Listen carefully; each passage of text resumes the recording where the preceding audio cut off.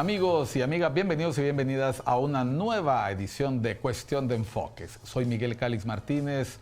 Estamos en ICN, una nueva conciencia, nuevamente con ustedes para conversar sobre los temas que hacen noticia, los temas que hacen portada, titulares, los temas que a usted le interesan, que usted sigue en redes sociales como las de ICN.digital y en nuestros noticiarios en ICN, una nueva conciencia. Esos temas sobre los cuales hay distintos puntos de vista, distintas perspectivas, distintas opiniones, distintos enfoques. Y esos enfoques los traemos acá, por este programa, para que usted se informe mejor, para que usted haga su propio criterio sobre los temas que interesan a todos. Hoy nos acompaña vía Zoom desde sus oficinas en Tegucigalpa, el licenciado Juan Carlos Aguilar. El licenciado Juan Carlos Aguilar es el responsable en la Asociación por una Sociedad Más Justa, el director de Democracia y Transparencia. Muchas gracias, licenciado Juan Carlos. Bienvenido a Cuestión de Enfoques, bienvenido a ICN. Gracias por la sintonía. Gracias, Miguel, por la invitación. Un placer estar con ustedes y bueno, esperemos aportar el día de hoy en su programa. Bueno, hoy jueves nosotros hoy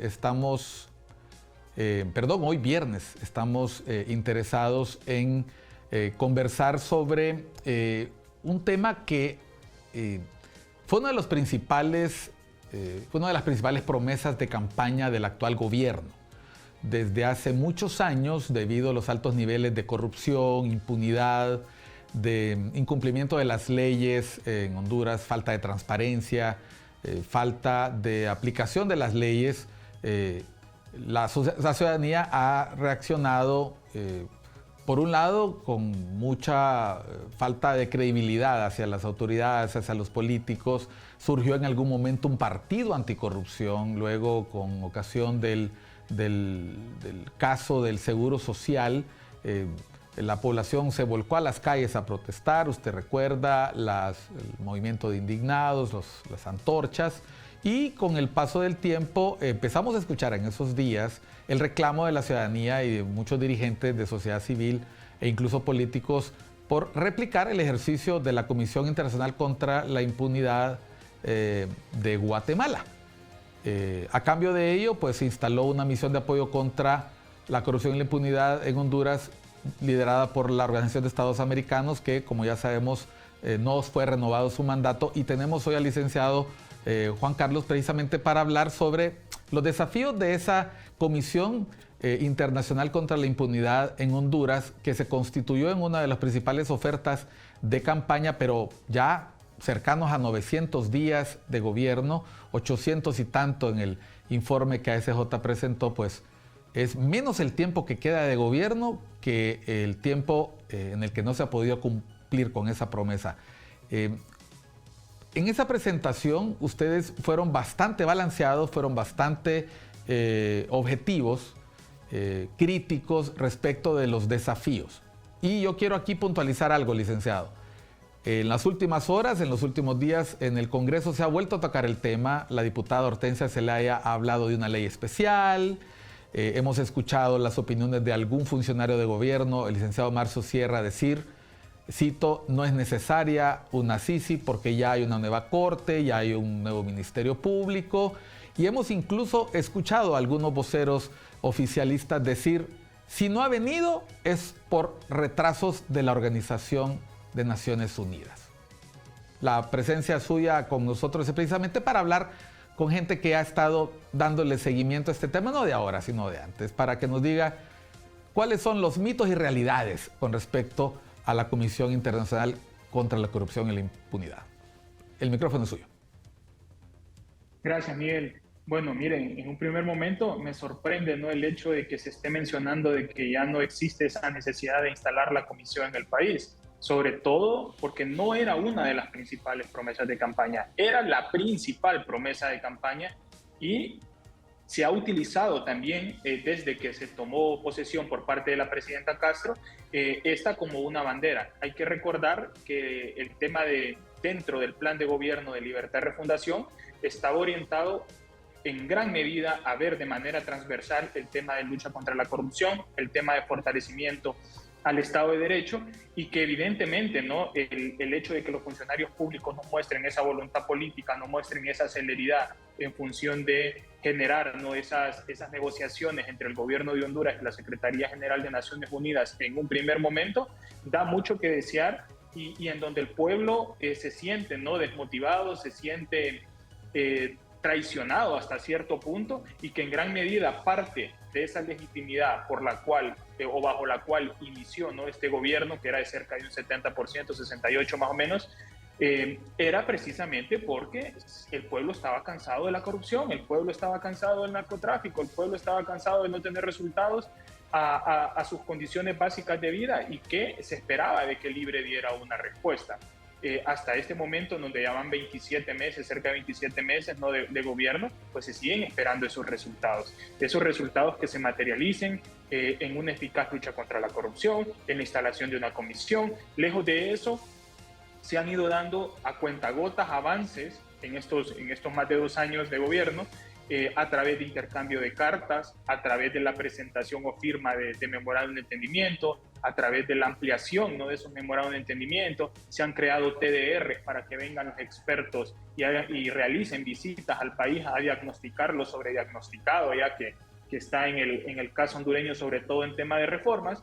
Y a partir de ahí es que seguimos esperando cuáles son los principales avances. Usted ya lo decía, van cerca de 811 días, creo, al día de hoy, de que estamos esperando la instalación de la comisión, y quedan poco más de 600 días para que se acabe este gobierno, en donde precisamente probablemente lleguemos, ¿no?, a esas elecciones de noviembre del 2025, tengamos ganador y todavía sigamos esperando la instalación de la comisión, porque no ha existido un avance real, no ha existido un avance lo suficientemente tangible, ¿no?, y en donde al menos se vislumbre un camino lo suficientemente claro para poder tener la comisión instalada en el país. Es decir, un plan de acción por etapas, por tiempos, en donde se tenga conocimiento de cuándo se va a instalar la comisión. Por el contrario, parece que cada vez que hay una crisis política en el país es que se sale y se habla de la CICI y hay un pequeño avance, pero avance cosmético, porque le doy un par de ejemplos. Si bien es cierto, se derogó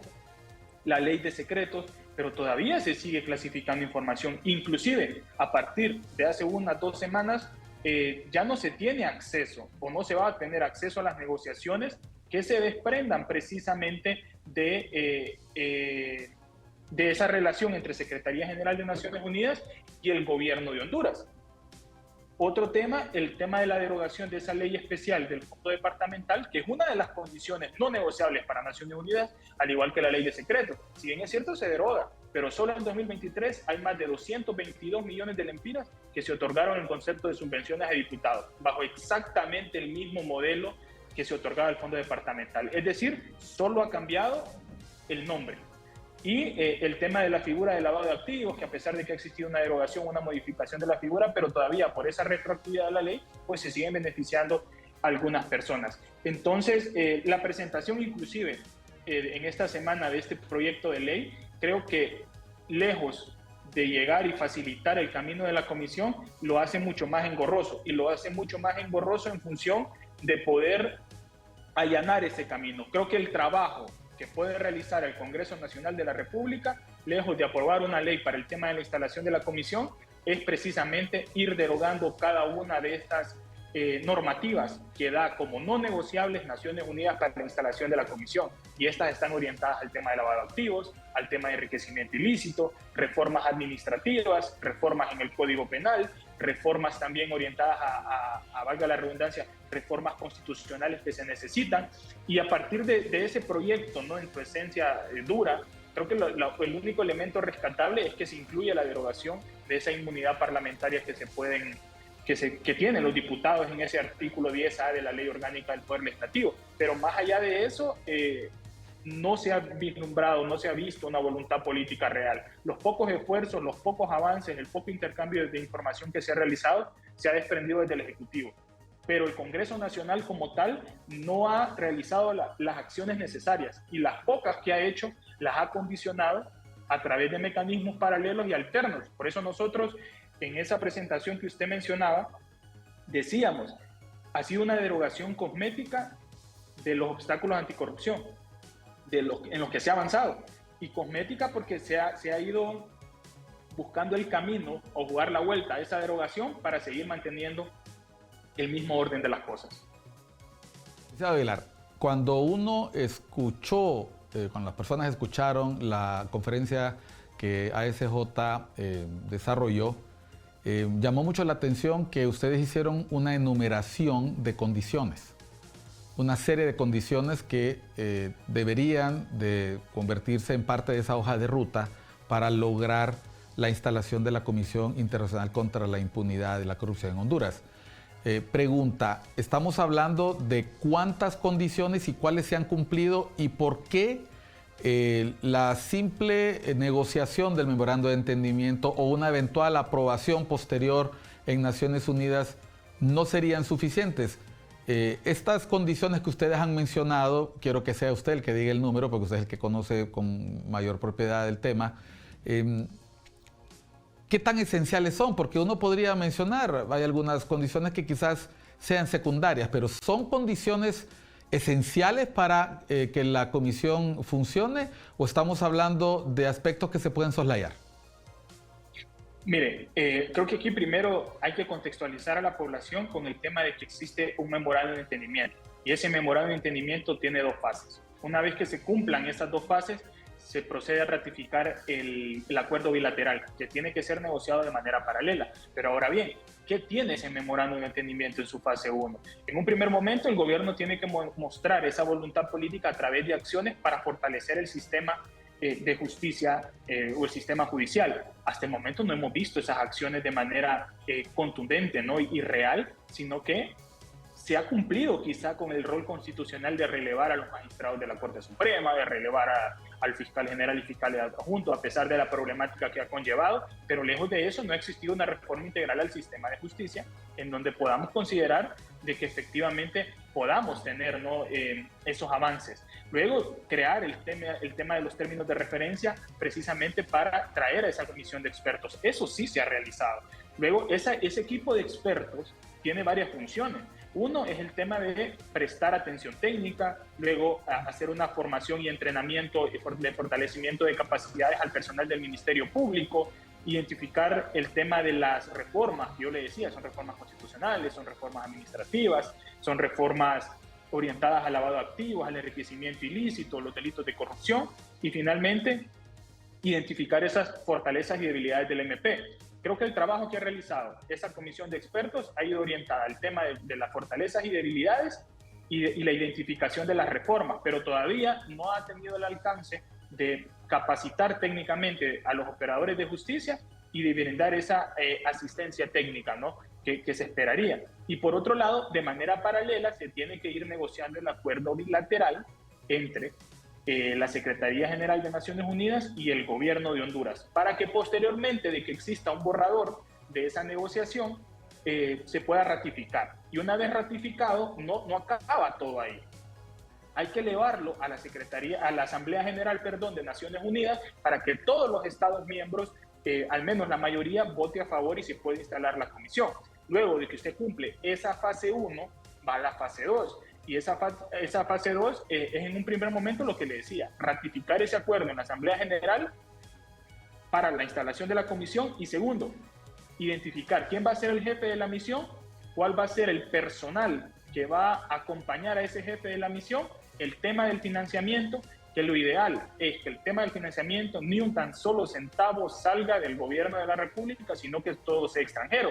Y si lo vinculamos a lo que presentó la diputada Hortensia Zelaya, vemos que el gobierno estaría condicionando el financiamiento, porque ahí se establece de que el gobierno va a estar sujeto a la aprobación del financiamiento de esas fuentes que se puedan generar. E inclusive con el mismo tema del personal, no debería de ser el gobierno quien efectivamente participe en esa selección del personal, porque eso le resta independencia, eso le resta autonomía a la comisión y luego generar un espacio físico, ¿no? Entonces, a grandes rasgos, eso tiene el memorando de entendimiento, pero posteriormente hay varias cosas que se tenían que derogar y que no eran negociables, como el tema de la ley de secretos. Licenciado Aguilar, Hablemos de esos temas que son esenciales, que tienen que ver con legislación, incluida la propuesta de la diputada Hortensia Zelaya, porque los medios de comunicación han hecho un poco de ruido de eso y lo que queremos entender es cómo las otras experiencias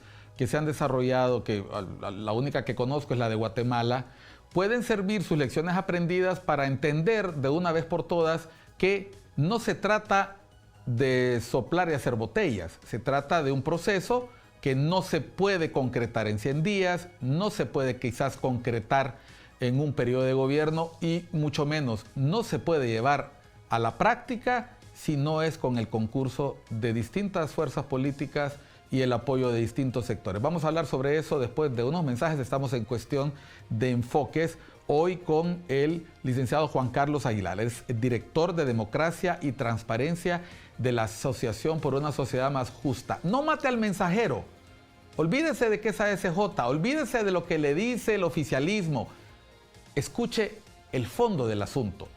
ASJ lo está haciendo con seriedad, con objetividad y aportando ideas y soluciones, no solamente cuestionando. Ya volvemos después de unos mensajes.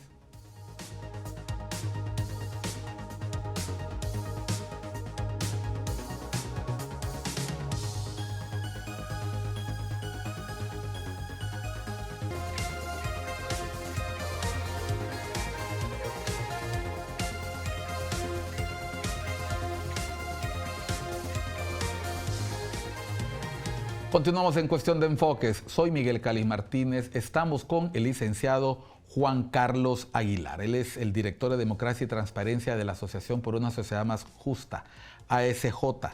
Él ha mencionado en la primera parte del programa todos los desafíos que tiene la instalación de la Comisión Internacional contra la Impunidad y la Corrupción en Honduras.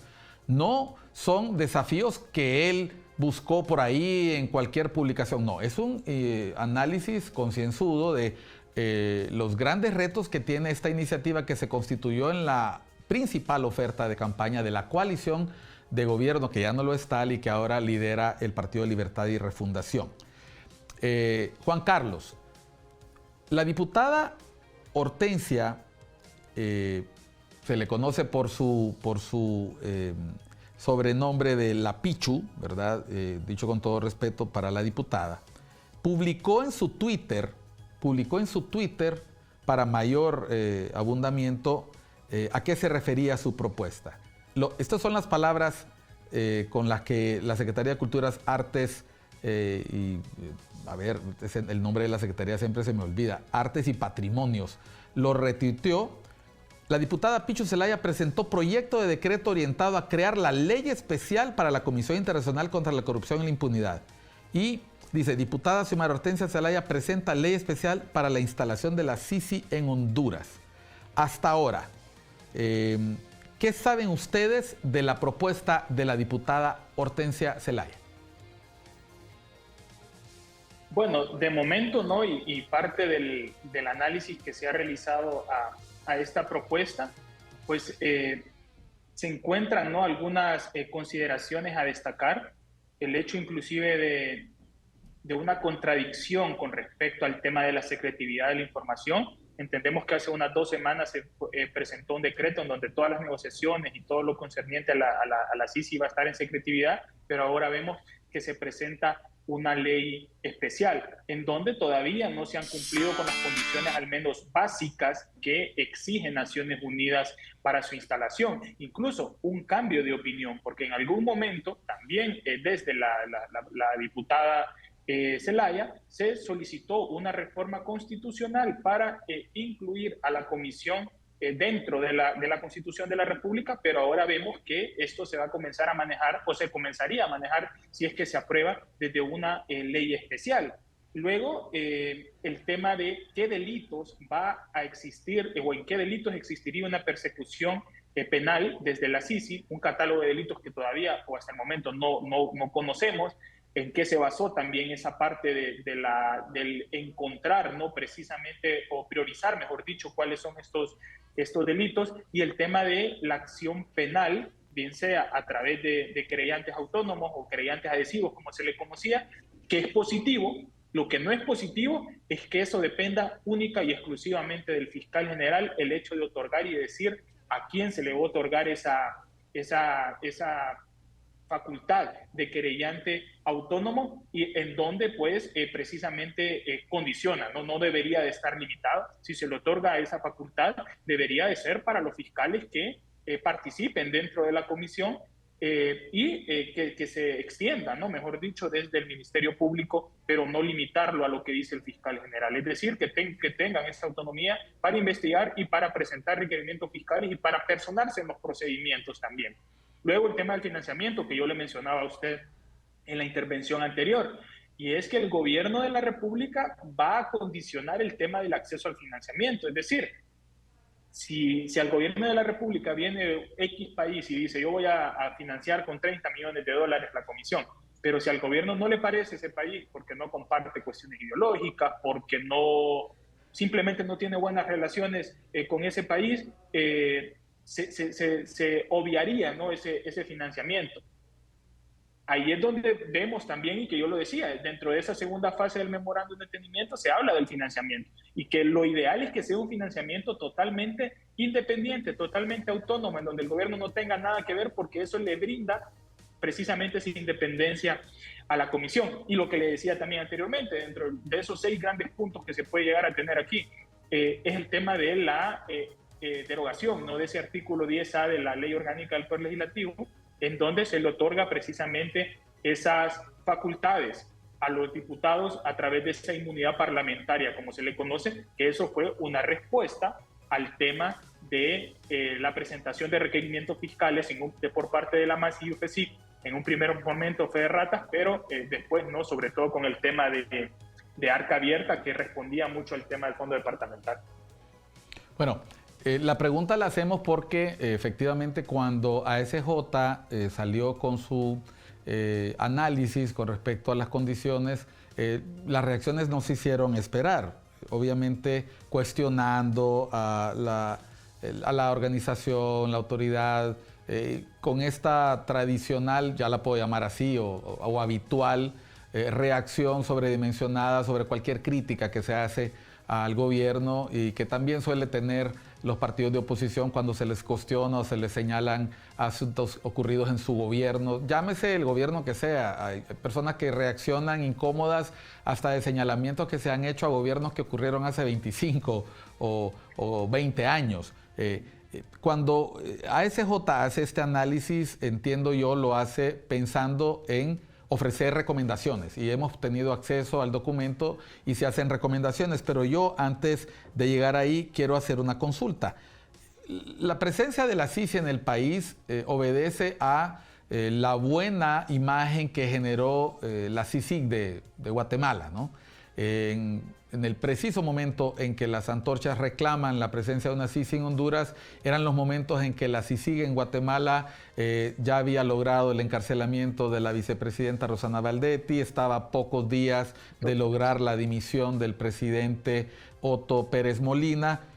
Cuando nosotros vemos estas otras experiencias a nivel internacional y atraemos también el recuerdo de la Maxi, ¿cuáles son las lecciones aprendidas de ambos procesos, CICIG y Maxi, que deberían adoptarse por parte del gobierno de la República para lograr en un tiempo prudencial, sin inventarse plazos que no dependen de ellos, sino que dependen de una serie de condiciones, en el caso de la CICIG? Es decir, ¿qué es lo que deberían de tomar en cuenta de ambas experiencias para poder ofrecer plazos razonables? Mire, yo lo veo en 3 grandes pasos o 3 grandes áreas. Una, en un primer momento, que exista voluntad política. Son procesos en algunos casos un tanto largos, pero que si usted hace una ruta cronológica en función de etapas y en función de tiempos, usted deja claro a la ciudadanía hondureña si se está avanzando o no. Pero lejos, aquí no existe esa ruta para empezar, y más bien ha existido una secretividad de la información. Pero como un primer gran paso, la voluntad política. Luego, como un segundo elemento, dotar de verdadera independencia y autonomía a las comisiones. Creo que ya lo vimos con el tema de la CICIG, con el tema de la MASI, cuando se les dejó trabajar con independencia, con autonomía, antes de que los políticos se involucraran y antes de que los políticos buscaran los mecanismos necesarios para expulsarlas del país, dieron resultados. Y que inclusive, creo que a pesar de las limitantes que tenía el caso MASI en Honduras, porque era un ente limitado a OEA, era un ente con un financiamiento más corto, incluso habían trabas, según entendemos desde la Secretaría General de Estados Americanos para hacer los desembolsos, pero que fue efectiva. 4 años, 11 grandes casos de corrupción, logró enjuiciar a diputados, logró enjuiciar y a condenar a una ex primera dama y a su equipo. Al final de cuentas dio resultados y fue precisamente por eso, y ahí es donde caemos al tercer elemento, es que se deben de blindar en función del tiempo también, porque ¿qué es lo que pasa? Cuando ya son una amenaza tan grande, los diputados lo que buscan es expulsarla, o los políticos, mejor dicho, lo que buscan es expulsarla. ¿Qué pasó con la CICIG en Guatemala? Cuando ya dijo que iba a investigar al presidente en ese momento, Jimmy Morales, y creo que era a su hijo, ahí ya se tomó la decisión de declararlos non gratos en un primer momento y luego expulsar la comisión en ese momento. ¿Qué pasó en Honduras?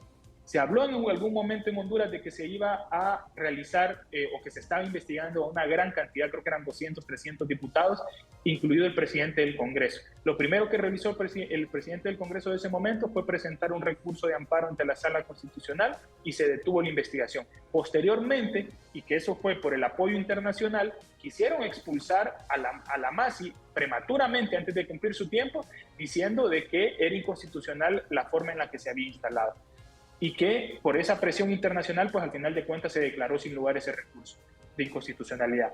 Y al final de cuentas, cuando llegamos ya a enero del año 2020, que se cumplen esos 4 años desde la instalación, es que los diputados recomiendan la no renovación del mandato. ¿Pero por qué la recomiendan? Porque había sido efectiva. Creo que no esperaban que en esos primeros 4 años al menos fuese tan efectiva un órgano o un organismo que tenía esas fisuras internas, que estaba condicionado al apoyo solo de OEA y no al de Naciones Unidas, como sí lo tuvo la CICIG y como lo pretende tener la CICIG en Honduras, y sobre todo a un financiamiento mucho más amplio y una capacidad técnica instalada de igual manera. Eso les asustó, eso puso a temblar, ¿no?, a la clase política, que incluso fue judicializada y procesada en algunos de los escenarios, y muchos otros casos que quedaron encabetados. Y volviendo al tema de la voluntad política, y aunque las comparaciones suenen odiosas y aunque este señor esté condenado en Estados Unidos hoy por hoy por sus vínculos con el narcotráfico, pero la negociación de la MASI, si mal no recuerdo, duró 9 meses. Y en 9 meses se instaló. Ya después pasó lo que la narrativa que acabo de señalar, y el hecho también de que esta persona, pues al final de cuentas, respondió ante esa Corte Federal de Nueva York y pues fue condenada finalmente. Pero se necesitan esas 3 cosas: voluntad política, dotar de verdadera independencia para el funcionamiento de la comisión y luego blindarla, mejor dicho, en función del tiempo, porque si no existe ese blindaje, una vez que comienzan a dar resultados, la experiencia y las lecciones aprendidas que nos deja es que buscan la expulsión de sus funcionarios y posteriormente de la organización como tal. Y esa lección aprendida se aprecia en el último caso. Maxi y CICIG no fueron renovados los mandatos, el contexto político cambia, los actores políticos se sienten amenazados, eso resta la voluntad política y obviamente al no tener los recursos, el aval político, las misiones fracasan. Antes de irnos a la pausa, Juan Carlos, no son los únicos 2 intentos que ha habido por conformar comisiones. Ecuador lo intentó, tampoco contó con la voluntad política. El Salvador lo anunció, tampoco contaba con los rasgos de independencia que se requerían y se vieron los riesgos a partir de lo ocurrido en Guatemala y Honduras. Y obviamente esto ocurrió mucho antes de que el presidente Nayib Bukele iniciara su proceso reeleccionista, lo cual nos indica que una figura de este tipo se puede convertir en una piedra en el zapato para un gobierno, particularmente porque a la misión, a la comisión, a esta instancia no se le pueden poner límites. No se le puede decir, investigue los 12 años de narcodictadura, pero no investigue los 2 años y medio de la refundación. No se le puede poner límites a sus funcionarios y decirles, solo pueden trabajar estos casos porque es con dinero hondureño. Y aquí viene otro punto que quiero que abordemos en la siguiente parte del programa. Se trata de dinero extranjero, financiado internacionalmente, en un contexto internacional donde esos recursos ya no están tan libres como antes, ya no tienen tanta agilidad debido al cambio del contexto político en Europa, presiones internas dentro de los Estados Unidos, y todos estos elementos son adicionales a las condiciones internas. Quiero que hablemos al volver de la pausa sobre esa parte del financiamiento externo, pero también sobre algo que se ha mencionado por algunos voceros cercanos al gobierno. Se cuestiona los tiempos de la ONU, la burocracia de la ONU. Veremos si eso es cierto, y fue cierto en el caso de la CICIG en Guatemala al volver de unos mensajes. Estamos en Cuestión de Enfoques, estamos con el licenciado Juan Carlos Aguilar, director de Democracia y Transparencia de la Asociación por una Sociedad Más Justa. Ya volvemos.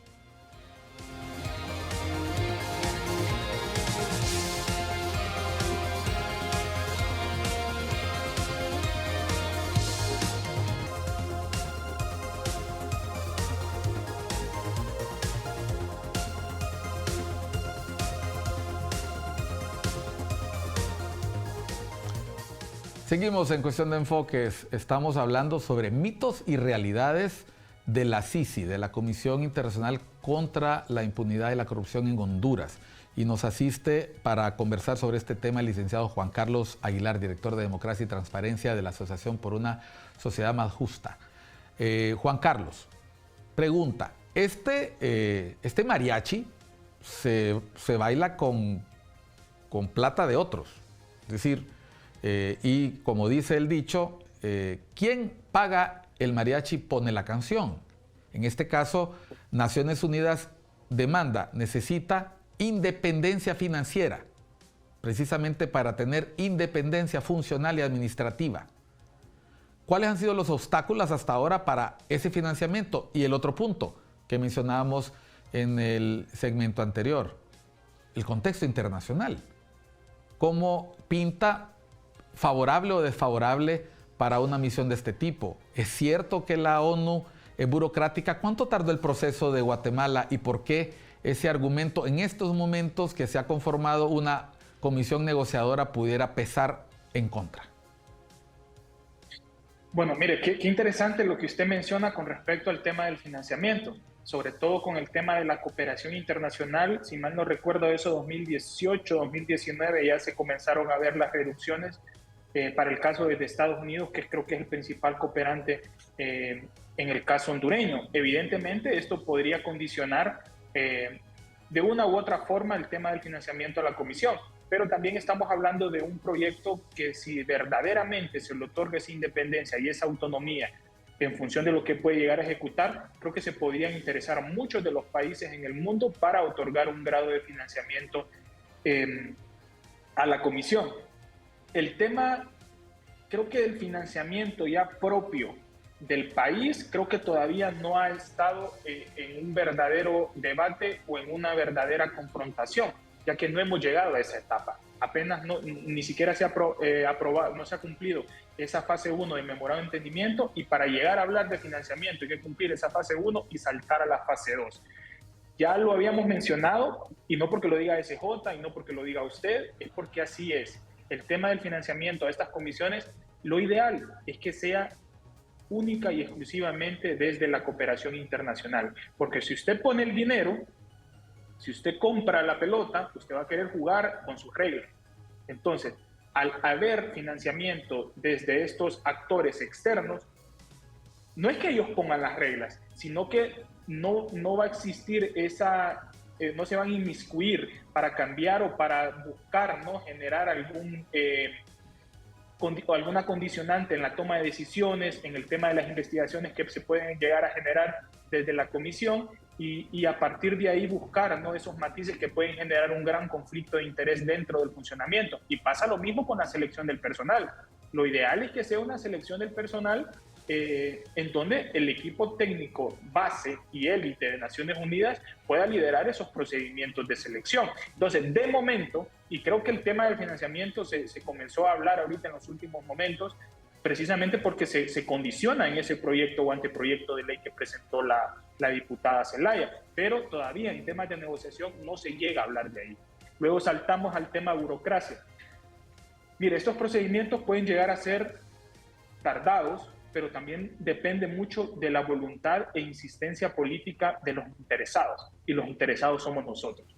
Dice que nosotros hacíamos el análisis, en el primer análisis que realizamos en marzo del 2023, el gobierno de la República mandó la carta, hizo ese intercambio de cartas con la Secretaría General de Naciones Unidas, pero hubo un lapso de 7, 8 meses en donde hubo un silencio total. Y ese silencio total estuvo orientado a que no hubo ningún tipo de movimiento del gobierno de la República, es decir, 7, 8 meses, Miguel. Entonces ahí está en donde estamos viendo, no solamente es la burocracia que se puede desprender de Naciones Unidas, y que es una burocracia, si la vemos hasta cierto punto justificada, porque se juega el nombre de Naciones Unidas cuando se instalan estos mecanismos. Entonces ellos tienen que estar totalmente seguros de poder instalar un mecanismo que va a dar resultados y que no va a generar un perjuicio más bien para la organización. Entonces, si usted es el interesado, usted se mueve, usted busca, usted está con marcación estricta para que se agilicen las revisiones, para que se tengan reuniones de seguimiento, para que existan reuniones técnicas para negociar y construir ese acuerdo bilateral. Pero imagínense que solo en 2022 hubo ese silencio de 7, 8 meses, se perdió más de medio año en donde no hubo ningún tipo de acción. Luego el 23 nos la llevamos entre renovaciones al memorando de entendimiento y las visitas de los expertos técnicos, que si mal no recuerdo fueron 4 visitas que realizaron.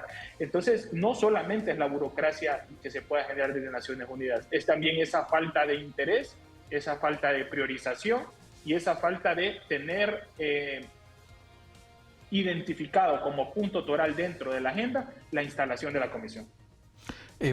No vamos a demeritar en ningún momento la iniciativa de la diputada Hortensia Zelaya. De hecho, sabemos y estamos conscientes que tiene que haber una serie de iniciativas de derogar normas, crear normas, reformas, etcétera, para impulsar el modelo de la Comisión Internacional contra la Corrupción y Impunidad en Honduras.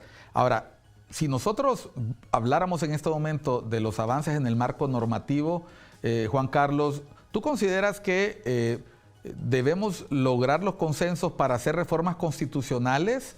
En la iniciativa de la diputada Zelaya se planteaba, esto implica no derogar la ley del Ministerio Público. ¿Realmente la Maxi funcionó sin muchas de estas normas?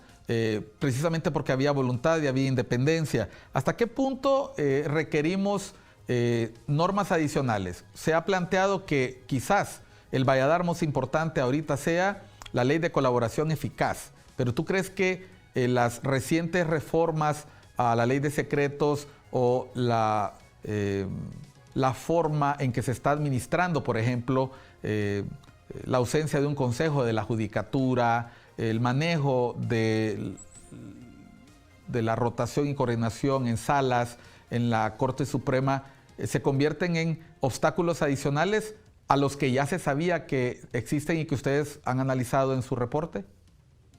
Sí, mire, Miguel, y creo que hay que diferenciar. Uno son las no negociables, que por ejemplo es la derogación de ley de secretos, es la derogación del fondo departamental, es la derogación de esa ley, de ese artículo 10 de la Ley Orgánica del Poder Legislativo que le da inmunidad parlamentaria, es la derogación, y que ya se hizo, de la Ley Orgánica del artículo 77 y 105 del Tribunal de Cuentas, que esta era y condicionaba las investigaciones del MP a que pasaran por un informe de auditoría previo del tribunal. El tema del secuestro de documentos en el Código Procesal Penal, que ya se realizó también, el tema del lavado de activos, que se realizó, y el tema de la derogación también, y que en uno de los últimos documentos que se presentó desde Naciones Unidas, que incluso se solicitó información al Congreso sobre el tema de la amnistía política. Eso es otro de los elementos que se tienen que derogar. Esos son los no negociables, y dentro de esos no negociables se derogó ley de secretos, se derogó ley del fondo departamental, se derogó lo del Código Procesal y lo del Tribunal de Cuentas. Pero a pesar de que existió derogación de ley de secretos, aquí todavía no se tiene acceso a información. A pesar de que se deroga la ley del fondo departamental, todavía se siguen sacando más de 200 millones solo en 2023 en concepto de subvenciones. Entonces se siguen, y es lo que yo le hablaba, es la derogación cosmética que se ha tenido de estos acuerdos, que en papel o en teoría se ha derogado, pero que al final de cuentas, una vez que la práctica o nos vamos a la práctica, son situaciones que todavía están vigentes.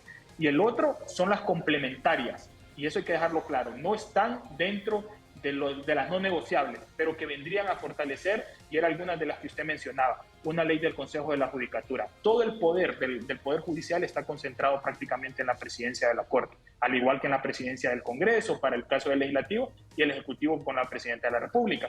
Entonces se necesita tener una verdadera control sobre la carrera judicial, y el Consejo de la Judicatura es quien lo debe de realizar. El otro, el tema de la ley de colaboración eficaz. Si verdaderamente en este país se quiere castigar la gran corrupción, se tiene que aprobar una ley de colaboración eficaz. Si no, vamos a seguir teniendo judicializadas a personas o a funcionarios públicos de mediana y de baja clase dentro de estas estructuras, y no al autor intelectual que verdaderamente fraguó ese plan, ¿no?, precisamente para llegar a la comisión de un hecho ilícito. Otra ley que es importante, y estoy obviando varias, sino las más importantes, una ley de selección de altos funcionarios. De todos esos 11, creo que son funcionarios que elige el Congreso Nacional de la República, ya vemos toda la problemática que ha pasado. A pesar de que se pusieron de acuerdo ahora en febrero, pero se eligieron a los magistrados del Tribunal de Cuentas sin un procedimiento. Se eligieron a los comisionados de política limpia 6 meses antes, sin un procedimiento. Se eligieron a los magistrados del Tribunal de Justicia Electoral, para poner un par de ejemplos, sin el procedimiento. Entonces, no solamente es que se pongan de acuerdo y que digan, ok, te voy a dar a mi representante para que vaya a estos órganos, sino es el procedimiento. ¿Dónde queda la idoneidad? ¿Dónde queda la meritocracia? ¿Dónde queda esa capacidad técnica? Se tiene que regular.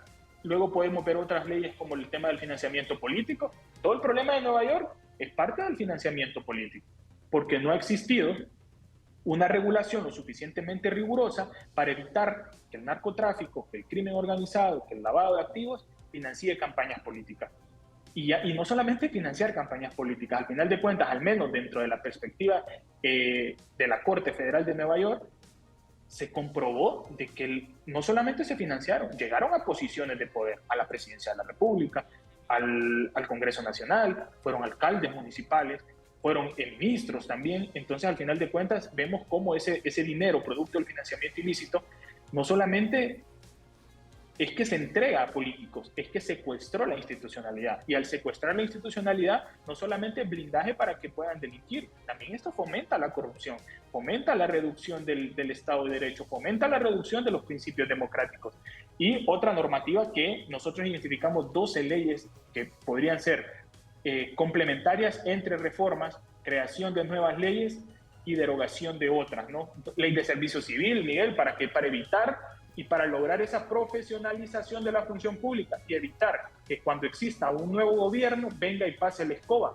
La idea es que se haga carrera, porque ahí no solamente se pierde la capacidad instalada que tuvieron esas personas, y vaya, para el caso de los nacionalistas, 12 años, sino también el hecho de poder o de respetar esa línea de aprendizaje que van a tener los nuevos, y que muchas veces ni siquiera es por meritocracia, entonces no han tenido una formación, eso les cuesta más, y al final de cuentas eso nos genera dinero y también nos genera una ineficacia dentro de las instituciones públicas. Juan Carlos, vamos a ir para una breve pausa en el último segmento, un poco más corto, porque sabemos que tienes un compromiso, y quiero dejarte con una idea en la cabeza.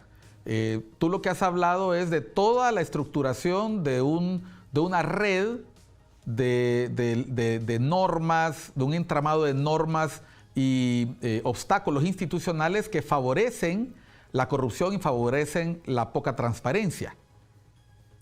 Quiero preguntarte en el segmento que viene, ¿hasta qué punto desarmar esto de manera estructurada es parte de lo que ustedes están planteando y que la ONU con sus especialistas ha demandado? Son una serie de condiciones previas. Te quiero preguntar sobre un documento que está por ahí y todavía no se aprueba, que es la Estrategia Nacional de Transparencia Anticorrupción de Honduras, que precisamente iba orientada a coordinar todos los esfuerzos que podrían ser de mucha utilidad para el esfuerzo de la CICI. Volvemos al último segmento en Cuestión de Enfoque con el licenciado Juan Carlos Aguilar. Él es el director de Democracia y Transparencia de la Asociación por una Sociedad Más Justa y está acá con ustedes en Cuestión de Enfoque. Ya volvemos.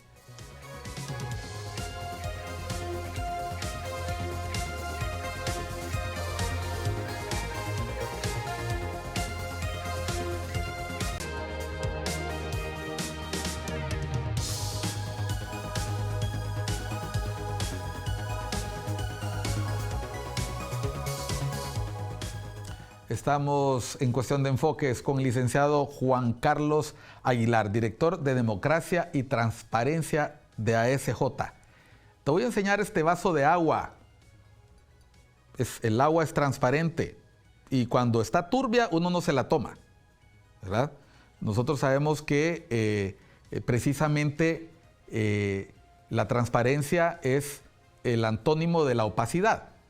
Y llamó mucho la atención la salida abrupta del doctor Edmundo Orellana del gobierno. Se fue para el Parlacén y se comenta que no se fue contento. Dejó una estrategia precisamente orientada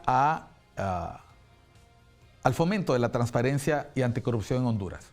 Sabemos que la secretaría que él lideraba no contó con recursos, no contó con apoyo político, y aunque las personas que se mantienen ahí, como el ingeniero Reina y el licenciado Jaime Turcios, siguen en los puestos y han estado socializando esta estrategia, todavía no se aprueba.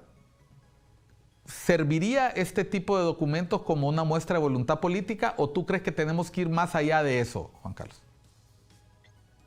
No es un todo, Miguel, pero creo que es un buen inicio. Incluso es un documento muy bien estructurado que llevó años y fue un documento que se comenzó a trabajar en un primer momento desde la misma Secretaría de Transparencia, pero en los últimos años del gobierno de Juan Orlando Hernández. Luego se le dio continuidad porque el esfuerzo no solamente era a nivel gubernamental, es un esfuerzo que se acompañó por años desde la oficina de la UNODC, es una oficina de combate al crimen y a la droga también, desde de Naciones Unidas, perdón, en donde se construyó un documento en donde no solo iba la perspectiva de gobierno, no solo iba la perspectiva de la cooperación internacional, iba perspectiva de organizaciones de sociedad civil. Incluso nosotros participamos en generar recomendaciones, en hacer revisiones al documento.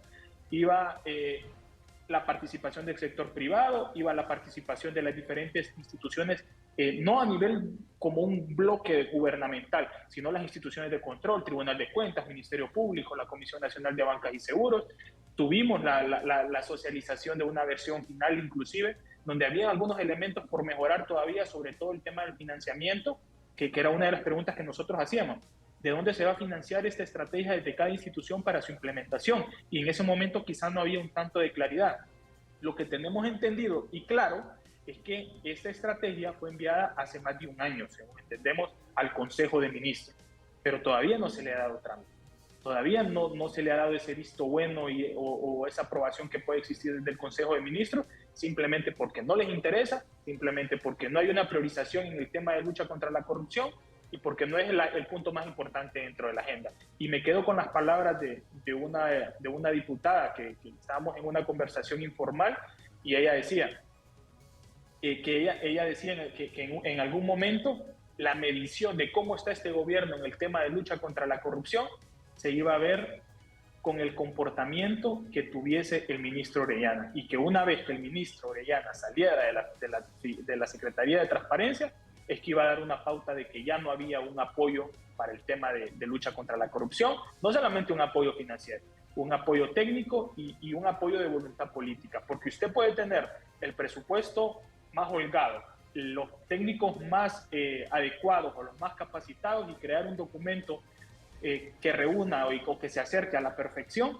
pero si usted no tiene a los políticos que le aprueben y que le den la directriz para la implementación, para este caso de la Estrategia Nacional de Transparencia y Anticorrupción, conocida como ENTA, muy difícilmente van a haber avances en el país. Y como usted lo decía, sería una buena muestra de voluntad política para combatir la corrupción la aprobación, pero no solamente la aprobación, es crear un mecanismo para fiscalizar la implementación, y esa implementación necesita ese equipo de fiscalización, pero también necesita un apoyo técnico y presupuestario extra.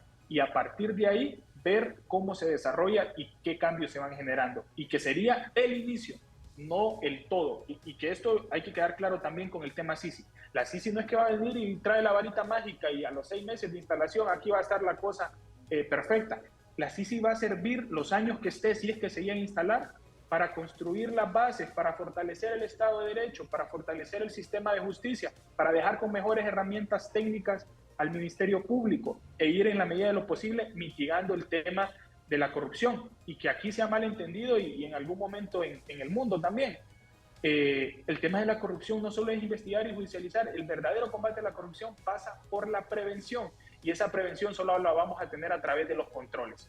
Controles para que haya transparencia, para que haya rendición de cuentas, para que haya un control social y para que existan los mecanismos necesarios y suficientes para tener un país en donde se respete la ley y prime, ¿no?, ese Estado de Derecho. Bueno, no quiero dejar de pasar la oportunidad en estos minutos finales, Juan Carlos, de hablar de las recomendaciones que ustedes hicieron. Y los voy a leer rápido para que tú las comentes. Ustedes hicieron 5 recomendaciones. Es necesario el cumplimiento a los compromisos adquiridos en el memorando de entendimiento en fase 1 y 2. 2. Debe existir voluntad política para la derogación de la normativa que representa un obstáculo en la instalación de la CICI, lo has reiterado varias veces. Se debe fortalecer los mecanismos legales existentes e implementar nuevos a manera de generar mejores herramientas técnicas para el MP, el Ministerio Público y la CICI, lo acabas de reiterar. El gobierno debe generar condiciones para que la instalación de la CICI sea independiente, autónoma y con un funcionamiento integral en cuanto a la investigación, judicialización y obtención de condenas en gran corrupción.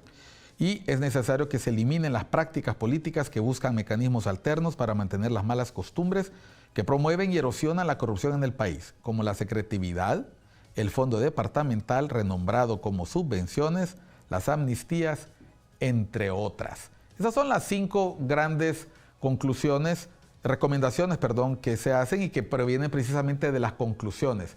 Dentro de ese análisis ustedes habían hablado de qué pasó con la UFERCO, qué pasa con otras instancias, qué pasa con el Tribunal Superior de Cuentas, pero a mí me gustaría preguntarte en estos 2-3 minutos que nos quedan para terminar, ¿dónde está el reclamo ciudadano? ¿Dónde está la actuación de los distintos sectores que se hicieron patentes en esta estrategia y que al no aprobarse, al no continuarse, se manda un mensaje muy negativo, particularmente si UNODC participó en el desarrollo de este documento? El mensaje que se manda es un mensaje de que no hay coordinación, no hay integralidad y, como tú lo dijiste, no hay voluntad. Mensaje final para la gente que nos ve en Cuestión de Enfoques y en ICN. Juan Carlos. No, sí, gracias, Miguel. Creo que el mensaje final es a la ciudadanía. Creo que lo que se necesita en este momento es una expresión masiva de la ciudadanía hondureña. Ya los sectores organizados lo hemos hecho, sociedad civil, ONGs, el sector privado, la academia, las iglesias, en donde no es ASJ el que está hablando del tema CICI, es el pueblo hondureño representado a través de los sectores. Y que bueno, la ciudadanía hondureña también en gran medida tiene que irse involucrando, porque y le aseguro, gran parte de esos votos que obtuvo, de esos 1.7 votos, por no decir que la mitad o poco menos de la mitad, era precisamente por ese plan de gobierno que tenían, donde el tema toral era la lucha contra la corrupción. La gente está cansada de que exista corrupción, porque la corrupción le impide tener acceso a educación, tener acceso a salud, tener un país seguro, tener acceso a trabajo, tener acceso a vivienda, y al final de cuentas, y eso lo he dicho en varios espacios y no me canso de decirlo, quizá ellos en los 4 años, 3 años y medio tienen el sartén por el mango.